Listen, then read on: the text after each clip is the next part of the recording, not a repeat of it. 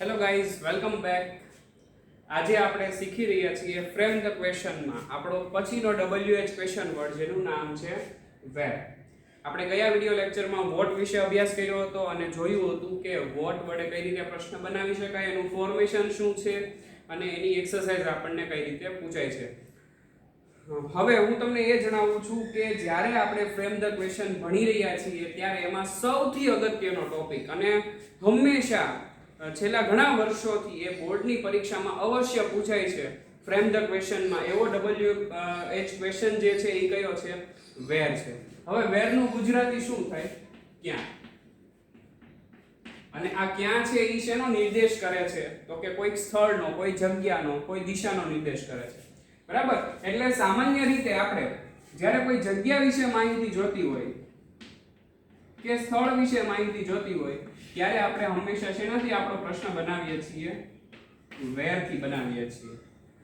તો હવે આપણે જ્યારે અંડરલાઈન કરેલો પાર્ટ આપણને જે આપેલો છે ઈ કોઈ સ્થળ છે, કોઈ જગ્યાનું નામ છે, કોઈ દિશા છે કે કોઈ ડિરેક્શન છે કે કોઈ લોકેશન છે, તો એ આપણો અંડરલાઈન કરેલો વર્ડ જો આપણે આપણા પ્રશ્નમાં ફ્રેમ કરવો છે, એટલે આપણા ક્વેશ્ચનમાં જે ફ્રેમ કરવો છે, અંડરલાઈન કરેલો પાર્ટ આપણે એ જવાબ તરીકે જોતો છે, તો ઈ અંડરલાઈન કરેલો પાર્ટ જ્યારે કોઈ જગ્યા કે સ્થળ હશે ત્યારે આપણે પ્રશ્ન શેનાથી બનાવવાનો છે?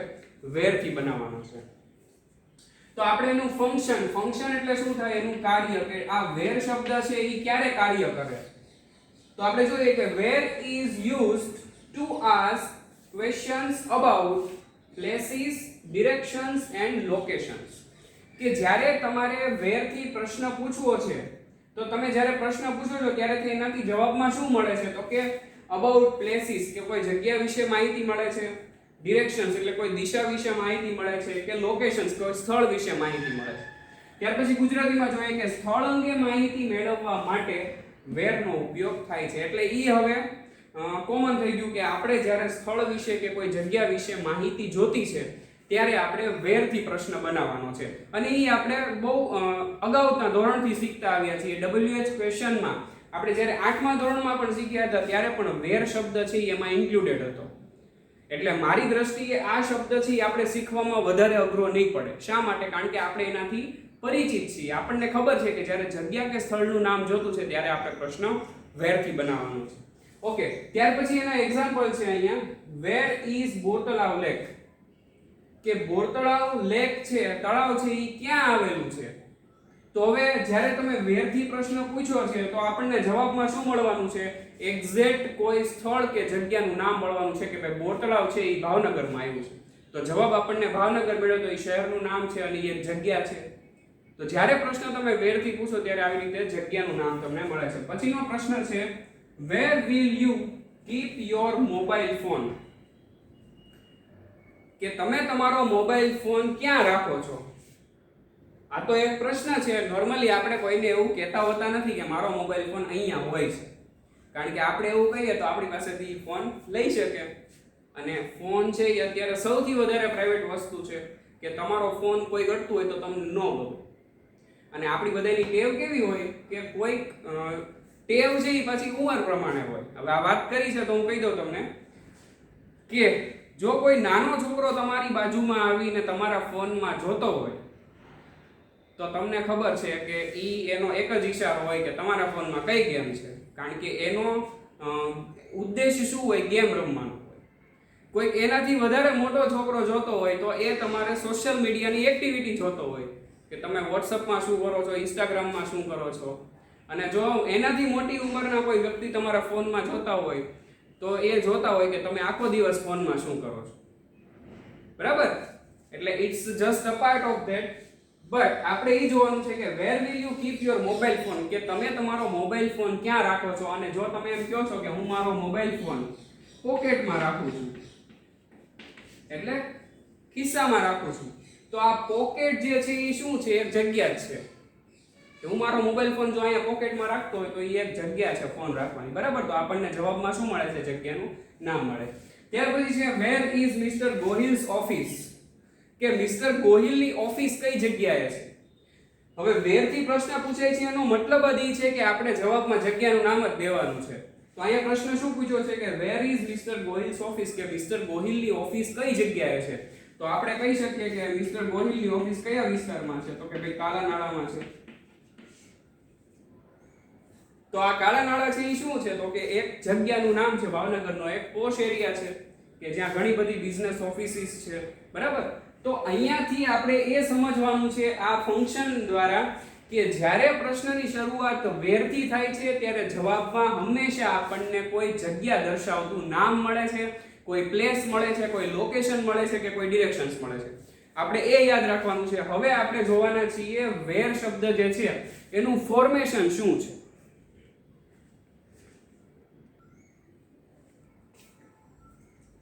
ઓકે ગાઈસ, તો હવે આપણે જોઈએ છીએ એનું ફોર્મેશન, એટલે કે WH ક્વેશ્ચન વર્ડ where જે છે એને આપણે કઈ રીતે ફોર્મ કરી શકાય. ફોર્મ કરવું એટલે પ્રશ્ન બનાવવો, એની વાક્ય રચના શું છે, એની સ્ટ્રક્ચર પેટર્ન શું છે એ આપણે જોવાનું છે, બરાબર.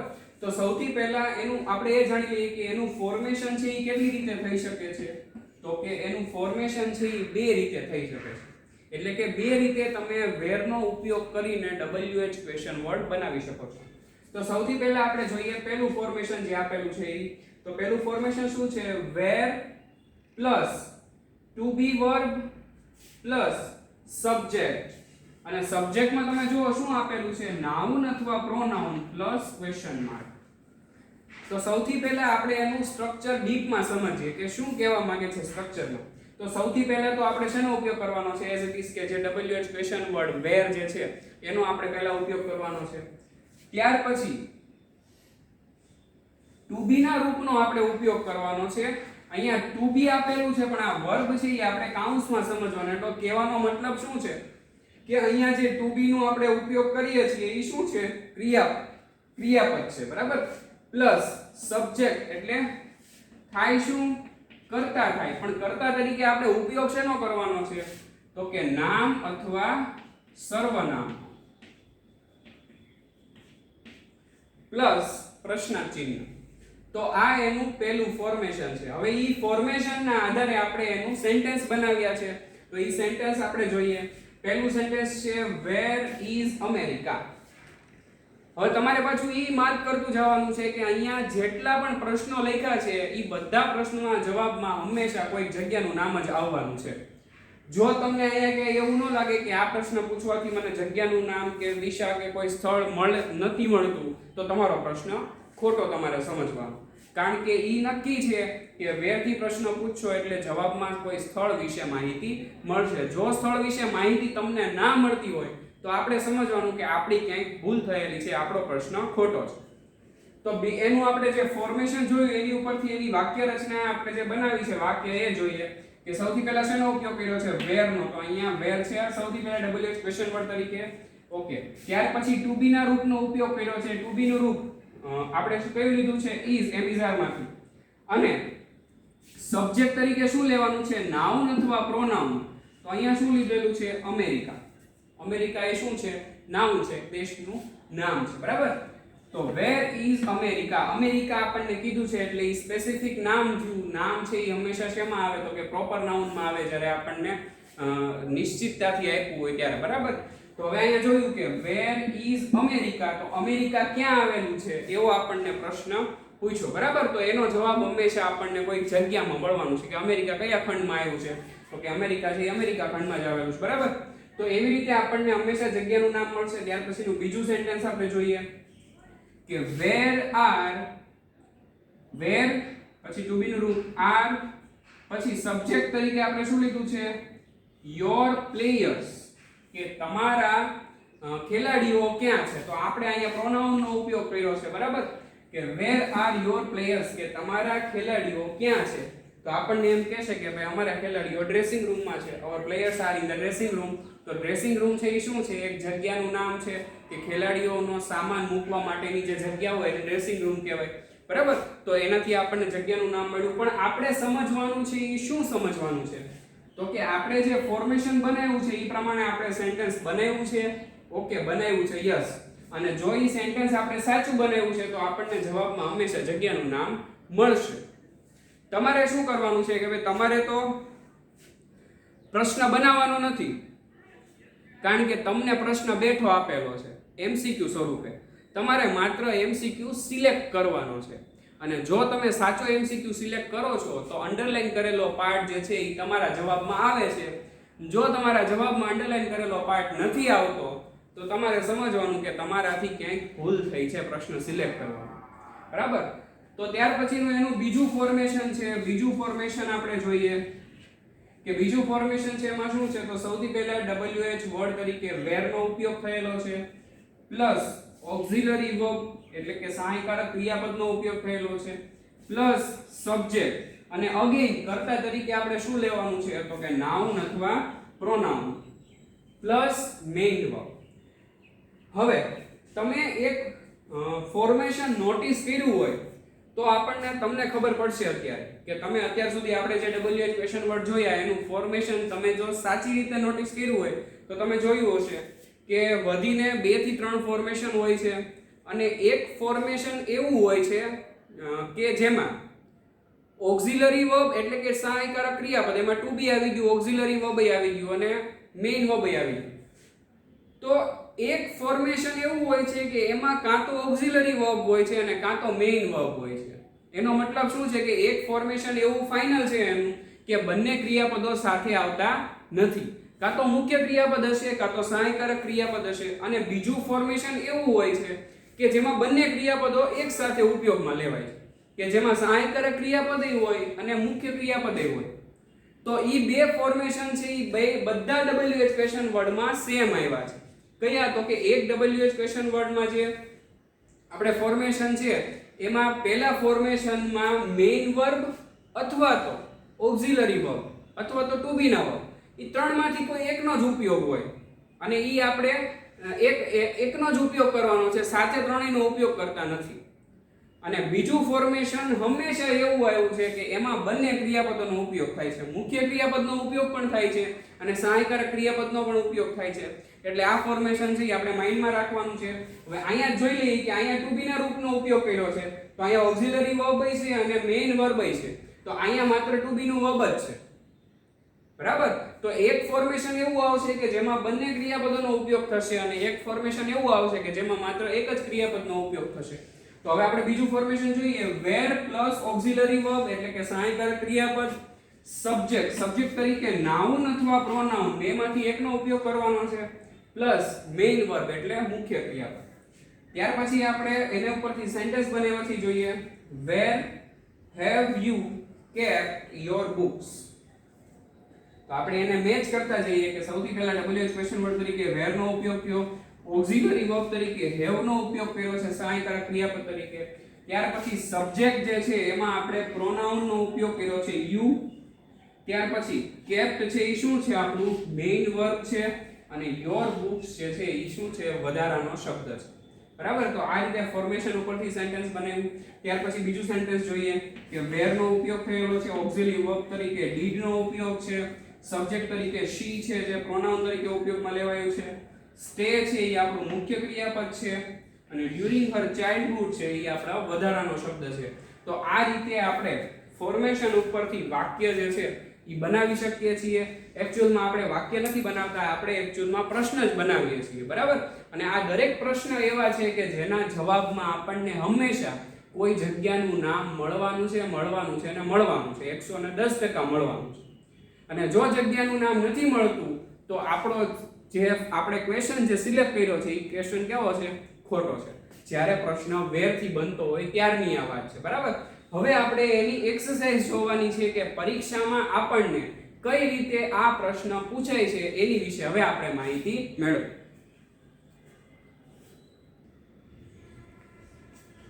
ઓકે મિત્રો, તો હવે આપણે જોઈએ છીએ ફ્રેમ ધ ક્વેશ્ચન ની એક્સરસાઇઝ કે જે આપણને પરીક્ષામાં પૂછાય છે અને આ રીતે પૂછાય છે.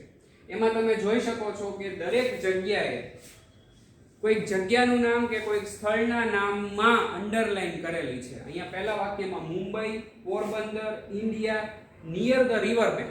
હવે તમને એમ થશે આ ત્રણ તો પ્લેસના નામ છે તો નિયર ધ રિવર બેંક એટલે તો કે નદીના કિનારે. તો નદીના કિનારે છે એ એક સ્થળ બને છે. બરાબર. એક જગ્યા બને છે. તો એટલે ત્યાં અંડરલાઈન કરેલી છે. હવે આપણે આ જે અંડરલાઈન કરેલો પાર્ટ જે છે એ આપણા જવાબમાં આવે એ રીતે આપણે પ્રશ્ન બનાવવાનો છે, એ રીતે આપણે ક્વેશ્ચન ફ્રેમ કરવાનો છે. તો સૌથી પહેલા આપણે શેનું ધ્યાન રાખવાનું છે તો કે ટેન્સનું, કે કયા કાળનું વાક્ય છે, ઈ કાળના વાક્ય પ્રમાણે એના સહાયકનો પ્રશ્ન બનાવવામાં કયો ઉપયોગ થાય છે, કયા સહાયકનો ઉપયોગ થાય છે, ઈ આપણે ધ્યાનમાં રાખીને પ્રશ્ન બનાવવાનો છે. અવની lived in મુંબઈ, કે અવની મુંબઈમાં રહે છે, બરાબર. તો એનો પ્રશ્ન આપણે શેનાથી બનાવવાનો છે where થી. તો સૌથી પહેલા આપણે શું લખીશું where, પછી lived છે, lived શબ્દ છે V2 નું ફોર્મ છે, બરાબર. અને V2 છે એ સાદો ભૂતકાળ ઇન્ડિકેટ કરે અને એની માટે આપણે પ્રશ્ન બનાવવા માટે શેનો ઉપયોગ કરવો પડે did નો ઉપયોગ કરો.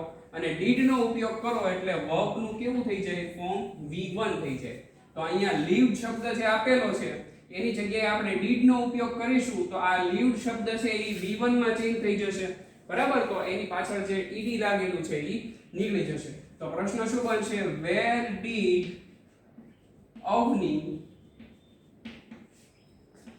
live, કે અવની ક્યાં રહે છે. તો આપણને જવાબમાં શું મળશે Avani lives in Mumbai, Avani lived in Mumbai, બરાબર. એની પછીનો પ્રશ્ન છે Gandhiji was born in Porbandar, કે ગાંધીજીનો જન્મ પોરબંદરમાં થયો હતો, બરાબર. તો પોરબંદર છે એ જગ્યાનું નામ છે એ આપણે જવાબમાં લાવવાનું છે. એટલે આપણે પ્રશ્ન શેનાથી બનાવવાનો where થી બનાવવાનો.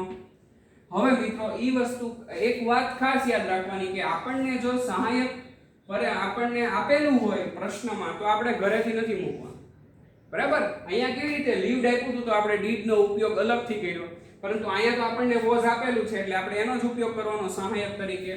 તો where was ગાંધીજી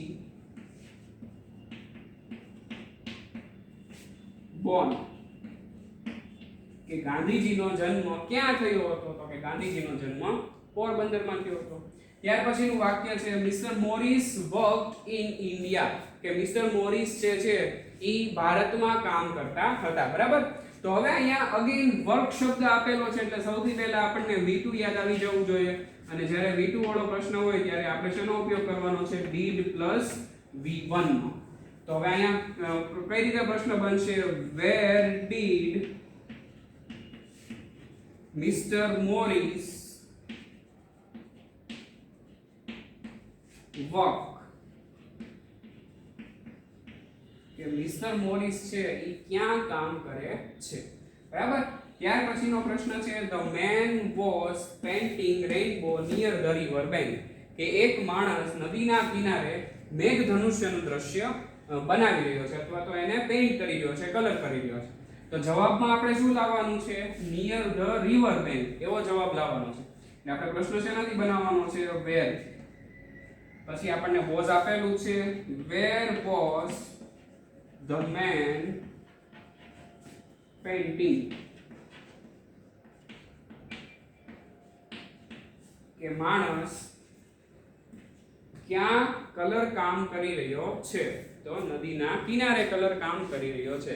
તો આવી રીતે આપણે પરીક્ષામાં જ્યારે આપણને એક્સરસાઇઝ પૂછાય છે ત્યારે એ એક્સરસાઇઝનો જવાબ આપણે સિલેક્ટ કરવાનો હોય છે અને એમાં તમને આવી રીતે where થી પ્રશ્ન વાક્ય બનાવીને આપેલા હોય છે. ફરી એક વખત તમને એ પણ જણાવી દઉં કે આપણે 4 ઓપ્શન સિલેક્ટ કરવાના છે ઈ કઈ રીતે કરવાના છે.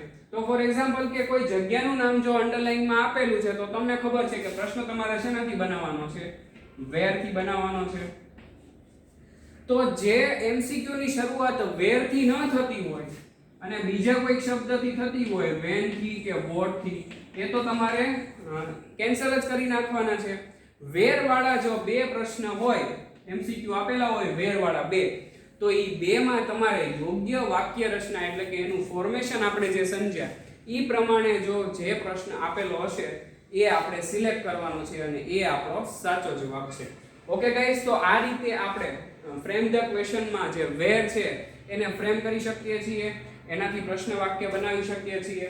તો આટલી બાબતો જ્યારે તમે ફ્રેમ ધ ક્વેશ્ચન નો આન્સર લખતા હો કે સિલેક્ટ કરતા હો ત્યારે તમારે ધ્યાનમાં રાખવાની છે. Okay guys, stay safe, be safe, and thank you for watching this video.